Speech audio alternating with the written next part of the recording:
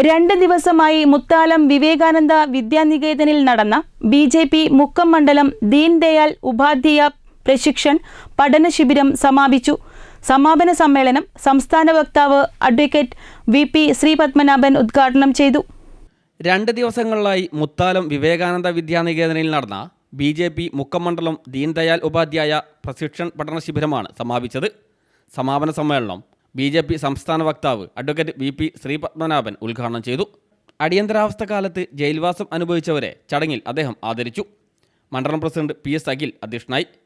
ശിബിരത്തിൻ്റെ വിവിധ കാലാംശങ്ങളിൽ Girish Devalli, Shaan Kattippara, VP Rajeevan, VV Rajan, Sunil മോഹനാലയം, Manoj Nadukkandi, CT Jayaprakash എന്നിവർ വിവിധ സെഷനുകൾ അവതരിപ്പിച്ചു.